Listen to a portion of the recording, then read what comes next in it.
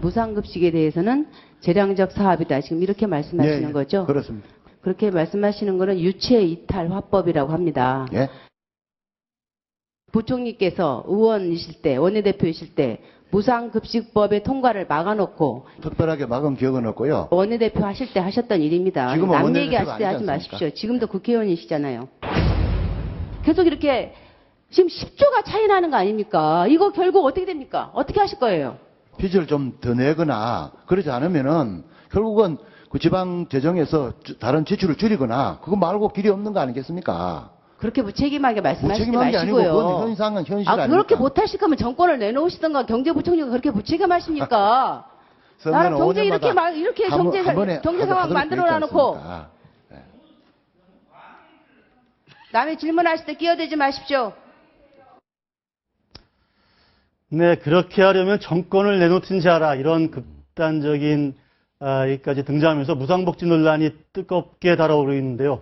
정준길 새누리당 수석 부대변인, 새정치연합 박용진 전 대변인과 함께 무상복지에 대한 논쟁 들어보도록 하겠습니다. 안녕하십니까? 안녕하세요. 네. 반갑습니다.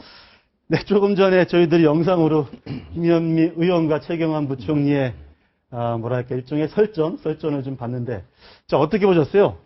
먼저 우리 네. 야당 대표로 나오신 박용진 전 대변인. 일단 뭐 제 생각은 그렇습니다. 국민들이 이 무상급식 문제라든지 혹은 이제 무상보육과 관련해서 둘 다 필요한 문제라고 생각을 하고 있고, 어쨌든 재원을 마련해서 문제 해결을 좀 해주기를 바라고 있을 텐데, 정치권이 니 탓 내 탓하고 싸움만, 논쟁만 하고 있으면 이게 되겠느냐, 이런 생각이 일단 있고요.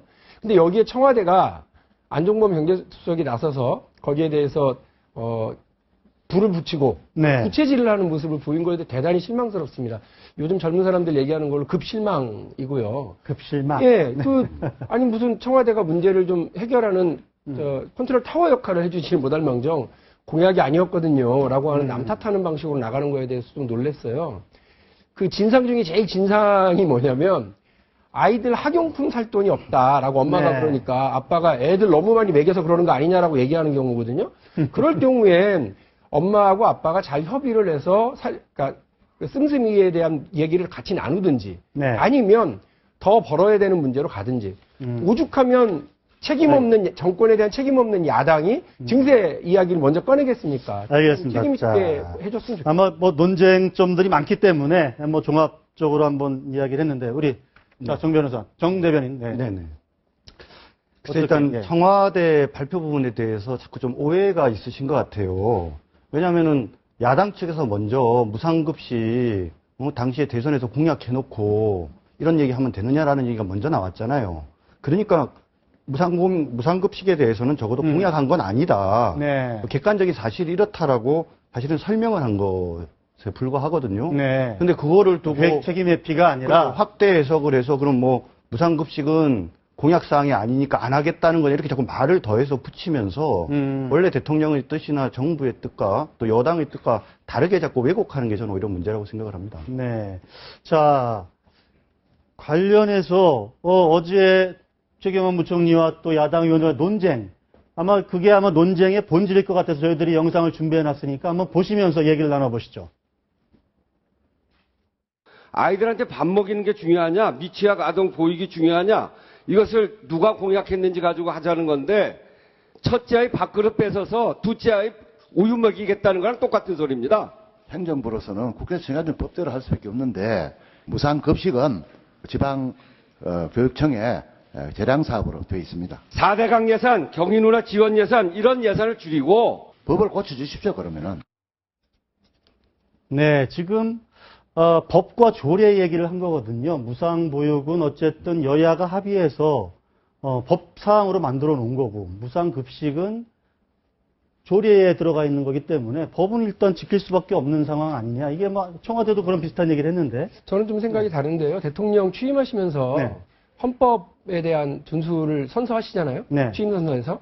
근데 헌법 32조, 34조에 보면 무상교육에 대한 의무와 그리고 복지에 대한 의무를 국가의 의무로 규정을 해놓고 있어요. 대통령이 그런 의무에 대해서 어떻게 준수할 건지에 대한 고민을 하셔야 될 때거든요. 헌법상의 의무다. 그렇습니다. 근데 그 부분에 대해서 법이 없네, 공약이 없네 이렇게 얘기하시는데 안 맞는 말씀이고요.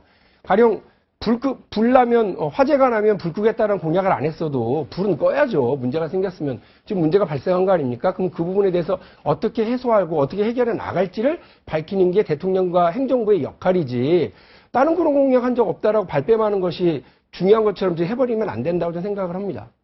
지금 아까 정 부대변인 얘기는 그게 책임 회피하려고 한 게 아니라 사실관계가 이러저러한 거다라는 얘기를 한 거다. 아니요. 그러니까 그게 해석은 좋으신 건데요. 이제 꿈보다 해몽인 건데, 방금 우리가 영상에서 봤지만 담당자인 최경은 부총리는 그거는 재량 사업입니다라고 해버리고 말잖아요. 이 문제를 어떻게 풀지에 대해서 고민을 같이 했으면 좋겠습니다는 태도가 아니라, 그거는 중앙정부 책임 아니에요. 이 얘기만 반복하고 있는 겁니다. 그러니까 야당 의원들이 더 이 부분과 관련해서 비판의 목소리를 높일 수밖에 없는 건데요. 저는 좀 그렇게 안 했으면 좋겠어요. 그러니까 이 문제를 해결하겠다. 근데 해결하기 위해서는 이런 문제들이 있으니까 이 부분은 법을 이렇게 고쳐주고, 이런 문제와 관련해서는 대통령이 이런 입장을 갖도록 노력하겠다라고 해주는 게 맞지 않겠습니까?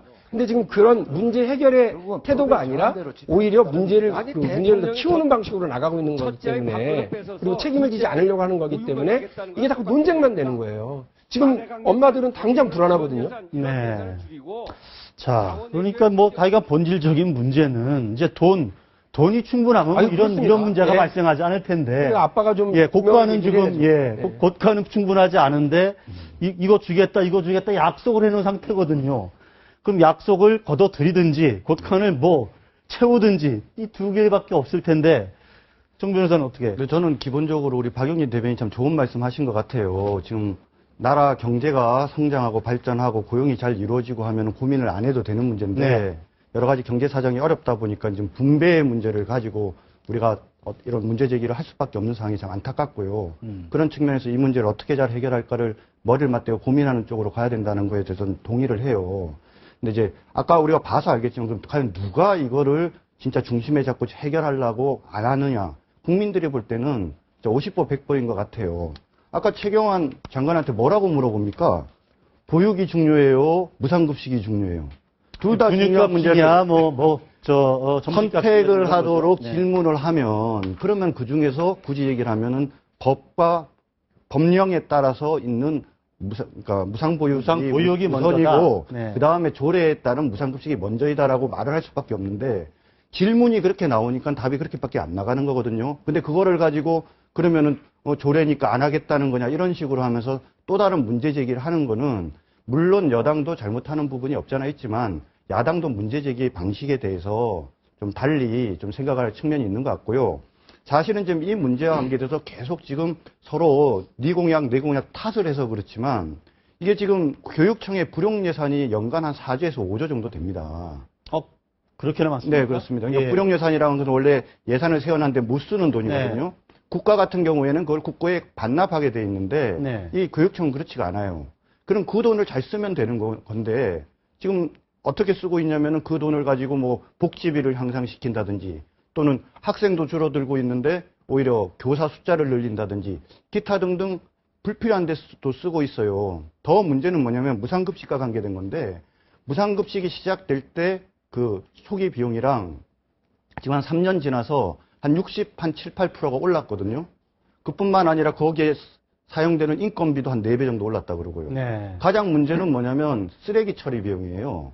그건 음식 쓰레기를 남기는 잔반들, 거죠. 애들이 그거를 공짜로 먹어서 그런지 모르겠는데 값을 올려줬는데도 불구하고 잔반 처리 비용이 한 300억 가까이 된다고 그러더라고요. 그러니까 그런 돈도 한 60%, 70%가 오르고 있단 말입니다. 그러면 불용 예산 잘 활용하고, 그 다음에 여기저기 쓰는 다른 예산 중에 좀 과하게 쓰는 부분들 정리하고, 그 다음에 또 이쪽 무상급식에서 처음 예상했던 것보다 많은 돈을 쓰고 있는데 그 과정에서 잘못된 게 없는지 그런 부분도 따져보는 가운데에서 양자를 조화있게 할 문제에 관한 고민들을 해야 되는데, 교육청에서도 계속 하는 소리가 이 예산은 있으니까 자꾸 국가에서 여건이 현재 지금 대선 공약으로 내놓은 거니까 돈 내놔라 이 얘기밖에 안 하지 않습니까? 그러니까 모두가 다 저는 반성해야 된다고 생각을 합니다. 그러니까 잘 써야 된다라고 하는 말씀, 아껴 써보자라고 하는 말씀에 뭐 제가 뭐 특별히 반박하거나 이러지는 않겠습니다. 그러나 지금 문제 본질을 좀 피해가려고 자꾸 그러시는데요. 지난 2012년 대선 때도 문재인 의원이 문재인 후보가 박근혜 후보에게 아니 그 많은 공약은 어떻게 하시겠습니까? 했더니 증세 없이 가능합니다. 이렇게 얘기하시면서 하셨던 얘기를 다시 반복한 거예요. 그 얘기를. 그리고 심지어는 뭐 지하경제를 뭐 그 양성화시켜야 되는데 활성화시키겠다고까지 말실수까지 하시면서 방법이 증세 없이 된다라고 얘기를 하셨는데 실제 볼까요? 기초연금 그 2012년에 3조 9천억 원 정도가 이제 들어갔는데요. 내년에는 무려 10조 1,500억이 들어가게 되어 있습니다. 대통령 공약사항인 누리과정만 해도요, 그 2012년에 1조 5천억 원 정도였는데, 2015년에는 3조 9천억 원, 약 2배로 뜁니다. 그러니까 돈이 계속해서 들어가고 모자랄 수밖에 없어요. 근데 지금 말씀하신 건 잘 아끼면 된다라는 말씀으로 안 되는 거고요. 또 하나는, 최경환 부총리나 청와대에서 계속 얘기하시는 게, 무상급식 줄여라. 그거 줄여서, 누리과정 하면 된다. 이건 법으로 하게 돼 있다. 왜 쓸데없이, 법으로 되어 있지 않은 것, 그 무상급식은 과도하게 하냐. 이렇게 얘기를 하셨는데, 전국의 초중고 무상급식 예산으로 들어가고 있는 비용 중에서요. 그러니까 시도교육청이 부담하고 있는 게 2조 6천억 원 정도예요. 그런데 이 중에 전체가 2조 6천억 원인데 그 중에 시도교육청이 59.7%인 1조 5,600억 정도를 부담하고 있습니다. 그런데 내년에 들어가서 그러니까 누리과정에 필요한 시도교육청이 담당하라라고 되어 있는 돈은 얼마냐면 2조 1,400억입니다. 그러니까 무슨 말씀이냐면 시도교육청이 말씀하신 대로 청와대가 얘기한 대로 그 무상급식 예산을 다 포기해버려도 그 돈으로 누리과정에 대한 시도교육청이 책임져야 될 부분이 안 되는 거예요. 모자라는 거예요. 근데 자꾸 무상급식 문제하고 누리과정하고 대비시켜서 이거는 법으로 가능한 거고 이거는 이 마음대로 했으니까 알아서 해라 이렇게 얘기하시는 건 문제 해결이 아니라니까요. 다시 말씀드리지만 그러니까 제 말씀은 뭐냐면 박영민 대변인께서 잠깐만요. 아직 안 끝났으니까. 예. 무슨 말씀이냐면 해법이 아닌 해법을 내놓으면서 자꾸 니탓 이렇게 얘기하는 거 안종범 수석이나 청와대가 그렇게 얘기하는 거나 어제 최경환 부총리가 얘기하시는 거나 다 문제 해결의 태도가 아니라는 거죠. 그러니까 문제 해결의 태도는 오히려 야당의 비대위원장이 얘기를 한 증세 문제에 대해서 얘기합시다. 아니면 내가 공약은 내세웠지만 못 지키겠습니다. 죄송합니다. 라고 얘기하는 수밖에 없는 거예요. 근데 대통령은 공약은 지키겠다고 얘기하고 없는 돈에 대해서는 지방 재정의 부족이라고 자꾸 남 탓하니까 야당이 볼 때 국민이 볼 땐 불안하고 불만만 쌓이는 거죠. 문제 해결하자고요. 다시 말씀드리지만 불용 예산이 4조 내지 5조 있는 건 그 얘기를 해봐야 소용이 없다니까요. 왜 소용이 더하기만 없습니까? 잘해도 되잖아요. 그렇지 않다니까. 그러니까 지금 자꾸 두 예산을 가지고 마치 다른 데서 줄이거나 또는 활용할 수 있는 예산이 전혀 없다는 전제하에서 두 가지가 있는데 그러면 뭘 할 거냐라는 이런 식으로 자꾸 문제를 만들기 때문에 국민들을 호도하는 거죠. 분명히 말씀드리지만 연간 불용 예산이 4조 내지 5조가 있으면 지금 현재 말씀하신 그 금액대로 하더라도 불용 예산을 잘 활용을 하면 가능하단 말입니다. 그러면 불용 예산을 잘 활용할 방법에 대한 고민은 왜 안 하냐 이거죠. 그 불용 예산에 자꾸 그러시는데요. 불용 예산이 그러면 그 다음에 그냥 이게 불필요해지는 게 아니라요. 아까 지금 예를 드셨는데 아이들은 줄어드는데 학생 수는 선생님은 자꾸 더 채용한다고 그러시는데 그 선생님 채용하면 안 돼요? 그리고 교육시설이라든지 학교 건물이라든지 이런 낡은 것도 교체 안 하실 거예요? 당연히 해요. 그러니까 그런 부분과 관련해서 올해 집행 안 했으면 내년에 집행하는 거예요. 근데 그 부분과 관련해서 그렇게 얘기하시는 문제가 아니라고 봐요. 그러니까 불용 예산이 적어도 4, 5억이 되면 17개 관역 과연 왜 4, 5억이 왜 되는지 어느 부분에 있는지 하나하나 따져보고 4, 5조. 4, 5조. 그러니까 그 부분과 따져보지 관련해서 않고 그럼 만약 이런 문제 제기를 하면 그럼 우리 세민연에서는 그냥 한번 불용 예산 따져보자. 그래서 세세하게 좀 봐주는 그런 그 자세가 불용 돼야지. 예산과 관련된 누가 따지느냐면요. 예를 들면 대구시, 부산시, 그다음에 경남시 어디가 지금 경남도 이런 데를 어디가 지금 장악하고 있습니까? 새누리당이 하고 있어요. 새누리당이 도지사라든지 시장이라든지 다 하고 계시고 의원들도 다 장악하고 있잖아요. 거기서 감사하는 거예요. 그 부분을 왜 자꾸 남 탓하듯이 또 그러시는 거예요. 그러니까 그거는 새누리당이 잘할 부분이고, 예? 중앙정부가 잘할 부분은 대통령이 잘하시고 새누리당이 책임져야 될 부분이라고요. 근데 우리 자꾸 남 탓하시면 안 돼요, 여기서. 남 탓을 한 적이 없는데 자꾸 남 탓을. 제가 말씀드리는 게 맞잖아요. 그러면 어쨌든 아까 얘기한 무상 보육과 무상 급식은 예를 들면 두 가지는 동시에 다 지금 상태로 그대로 지급 내지 지원을 해야 되는 겁니까? 저는 그거 조정할 수 있다고 봅니다. 조정할 수 있다고 보는데요. 예를 들어서는 무상급식도 조정할 수 있고 무상보육도 조정할 수 있다. 그렇습니다. 지금은 지금은 둘 다 하자라고 그럴 때 당장 주머니에 돈이 없기 때문에 네. 정부가 이거는 방법이 아까 최경환 부총리도 얘기했잖아요. 이건 돈이 부족한 문제이기 때문에 정부가 빚을 더 낼 수도 있다. 네. 국채를 발행할 수도 있다. 네. 근데 이런 방법을 채택할 건지 아니면 전체적인 조율을 다시 한번 모여서 협의할 건지 지금 시도교육감들은 없는 돈에서 3개월치는 누리과정 편성한 거 아닙니까? 네. 그러니까 이런 양보는 안 하고 그건 법적으로 해야 될 문제예요. 라고 청와대가 계속 얘기할 문제는 아닌 거예요. 그러니까 이 부분과 관련해서 장기 과제는 증세 문제와 관련해서 협의를 해야 될 필요가 있습니다. 그거는 공무원연금 문제와도 연동된 문제니까요. 대한민국 전체 미래를 위해서 고민을 일단 해보자고요. 네. 그러나 당장의 문제는 부족한 부분을 어떻게 채울 건지를 빚을 낼 건지 아니면 이걸 줄일 건지 이 부분에 대한 논의를 해야 되는데 자꾸 뭐 이건 무상급식 뭐 혹은 보편복지의 문제다 뭐 이거는 야당이 그때 끌어들여서 문제다라고만 얘기하면 문제 해결은 되지 않고 돈은 많이 못 벌어오면서 아이들 너무 많이 먹여서 학용품 살 돈 없다고 엄마 탓하는 진상 아빠 된다니까요. 잘못하면. 그러니까 야당도 무상보육뿐만 아니고 무상급식도 필요하면 조정할 수 조정하고 있다는 협의해보자라는 입장이다. 거죠. 이런 예. 말씀인데 그러나 그게 아니고 마치 청와대가 무상보육은 뭐 법적 의무사항이니까 이건 놔두고 무상급식을 없애라 이런 식으로 나오는 것 같으니까 그렇죠. 그건 안 된다 이런 입장이신데 아니라고 네. 이야기를 하는데도 안 믿고 본인이 해석하고 싶은 대로 해석을 네. 하기 때문에 생기는 문제라고 보거든요. 네. 다시 말씀드리지만 새누리당의 입장이라는 게 그것이 조례에 의해서 정해져서 재량껏 한다고 해서 그걸 하지 말라 그런 의미는 결코 아니에요. 네. 다만 그러니까 무상 보육과 관계된 문제가 법령에 정해진 문제이고, 그러니까 이거는 법령에 따라서 해야 되는 문제다라는 원칙적인 이야기들을 하는 거니까, 방금 우리 박용진 대변인 말씀하신 것처럼 그런 큰 원칙 하에서 잘 상호 협의해서, 아까도 말씀드렸지만은 불용 예산 활용할 방법이 있는지, 혹시 잘못 쓰는 예산은 없는지, 그리고 무상급식과 관계돼서 아까 제가 한 가지 말씀 안 드렸는데, 무상급식과 관계돼서 지금 제대로 비리가 막 돼가지고 네. 서부지검에서 조사해서 몇 명 구속도 되고 그렇지 않습니까? 그러니까 그런 문제들에 관한 것들은 없는지 이런 여러 가지 잘 살펴가지고 좋은 방법을 찾아서 결국 양자를 병행해 가는 쪽으로 알겠습니다. 하나만 예, 여쭤볼게요. 이게 왜 자꾸 국민들이 새누리당이 말은 그렇게 하고 실제로는 안 그렇다고 얘기하느냐면 새누리당의 경남도지사 홍준표 지사시죠. 새누리당 소속이시잖아요. 근데 그분이 무상급식 지원 안 하겠다 그래버렸어요. 어떻게 보세요? 잘하시는 거죠. 지금은 말씀은 나와서는 무상급식도 해야 된다고 얘기하셨으면서. 근데 홍준표 지사가 당시에 감사를 안 받는다고 해서 감사 안 받는 곳에 예산 지원할 수 없다 뭐 이런 논리를 또 들이댔거든요. 그건 논리죠. 그 감사 문제와는 별도로요. 감사를 안 받는 것 자체는 어떻게 봐요?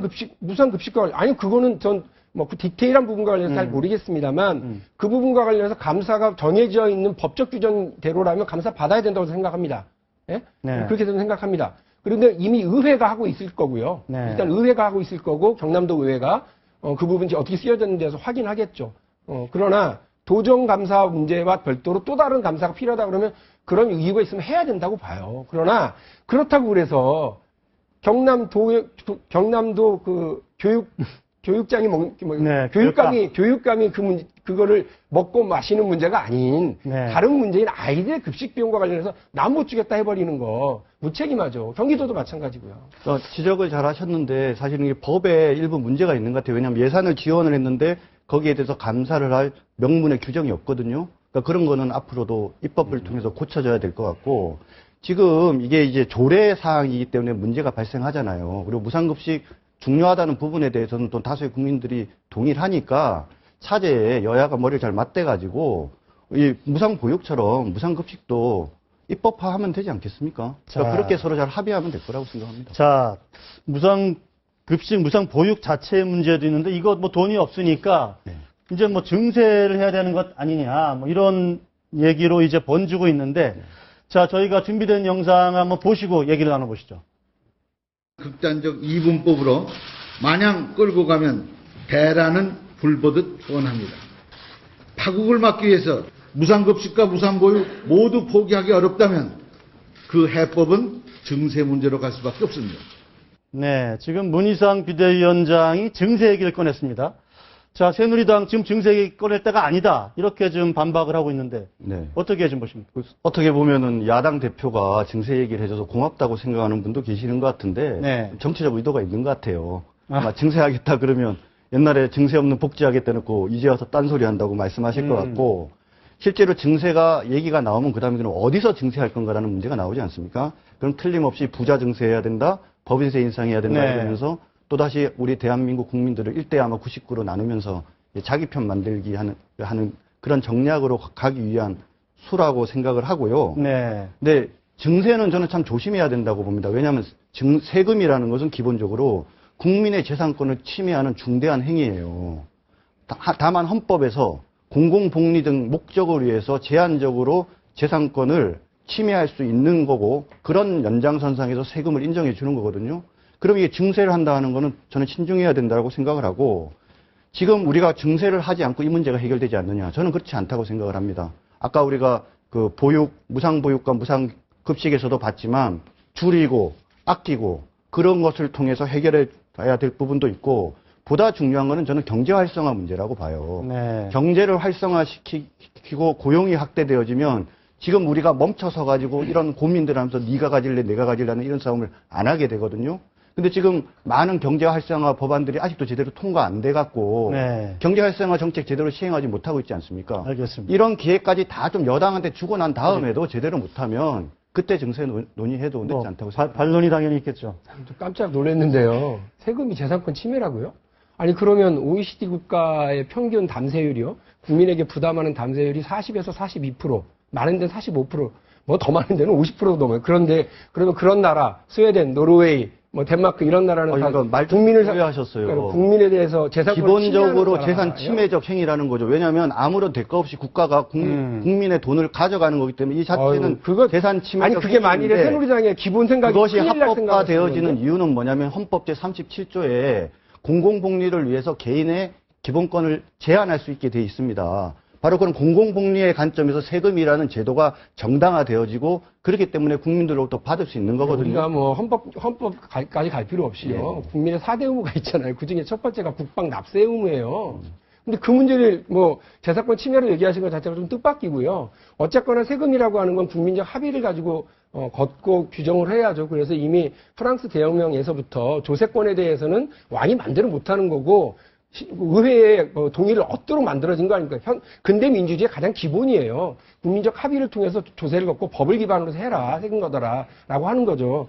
지금 가장 큰 문제는 뭐냐면 국민들이 무상급식이라든지 무상교육 혹은 뭐 무상보육 이런 것과 관련해서 일정한 성과들을 보고 기분이 좋고 누리는 혜택이 있고 이럴 경우에 그 부분을 지키기 위해서 전체적인 보편적인 증세도 필요하지 않겠습니까? 라고 하는 접근을 조심스럽게 꺼내는 거예요. 물론 우리는 2008년 이명박 정부 이후에 벌어졌던 부자 감세 문제라든지 법인세 인하라든지 하는 이런 부분에 대해서 조세제도의 정상화 또 필요하다고 봅니다. 근데 이 부분만 얘기할 수는 없으니까 앞으로 우리가 보편적 복지국가로 계속 가기 위해서는 이제 시작한 거니까 증세가 필요한데 이 부분에 대해서 얘기해보자고 야당이 진정성을 가지고 얘기한 걸 정치적 의도가 있는 거 아니냐라고.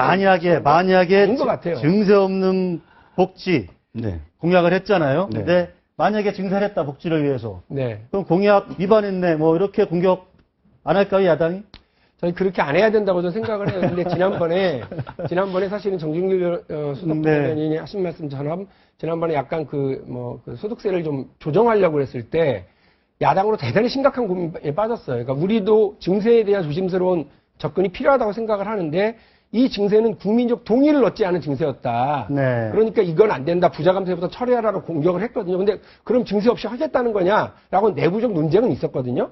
근데 그때 때마침 조원동 경제수석이 뭐라고 그랬느냐면 청와대에서 깃털.